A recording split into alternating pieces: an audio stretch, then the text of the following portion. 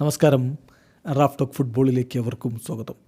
ഈ club world കപ്പിൽ ഏവരുടെയും ശ്രദ്ധയെ ആകർഷിച്ച പ്രകടനം നടത്തിയവരാണ് ബ്രസീലിയൻ ക്ലബ്ബുകൾ. ആ ബ്രസീലിയൻ ക്ലബ്ബുകൾ 4 എണ്ണമുണ്ട് ഈ ക്ലബ്ബ് വേൾഡ് കപ്പ് കളിക്കുന്നു. അതിൽ 2 ടീമുകൾ ഓൾറെഡി ഇപ്പോൾ പ്രീ ക്വാർട്ടർ ഉറപ്പിച്ചു. 2 ടീമുകളല്ല, 3 ടീമുകൾ ഓൾറെഡി പ്രീ ക്വാർട്ടർ ഉറപ്പിച്ചു. ഇനി ഫ്ലുമിനൻസിൻ്റെ കാര്യമാണ്. ഫ്ലുമിനൻസും നിലവിലൊരു സാഹചര്യത്തിൽ അവരുടെ ഗ്രൂപ്പിൽ 1-ാമതാണ്. അവർ പ്രീ ക്വാർട്ടറിലേക്ക് കടക്കുമെന്ന് തന്നെയാണ് നമ്മൾ പ്രതീക്ഷിക്കുന്നത്. ഇനി അതല്ല, റൗണ്ട് ഓഫ് 16 അല്ല, ക്വാർട്ടറിലും ബ്രസീൽ ടീം ഉണ്ടാകും. അക്കാര്യം ഉറപ്പായി കഴിഞ്ഞു. ക്വാർട്ടറും കളിക്കും ബ്രസീൽ ടീം.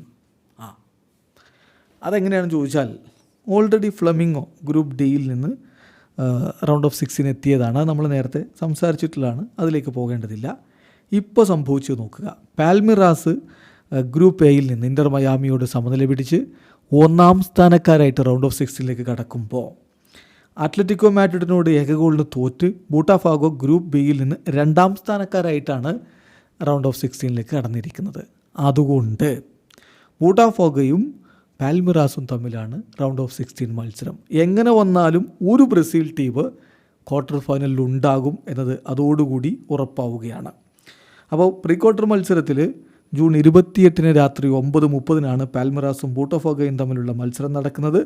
അത് കഴിഞ്ഞാൽ പിന്നെ അതിലേത് ടീം വിജയിച്ചാലും, പാൽമിറാസ് വിജയിച്ചാലും ബൂട്ടാഫോഗോ വിജയിച്ചാലും, ബ്രസീൽ ഫുട്ബോളിന് ഒരുപോലെയാണ്.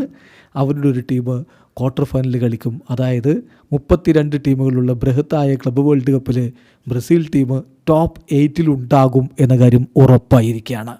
വീഡിയോ അവസാനിക്കുന്നു. ഫുട്ബോൾ ലോകത്തെ കൂടുതൽ വിശേഷങ്ങളുമായി റാഫ് ടോക്സ് കൊണ്ടുവെത്താം.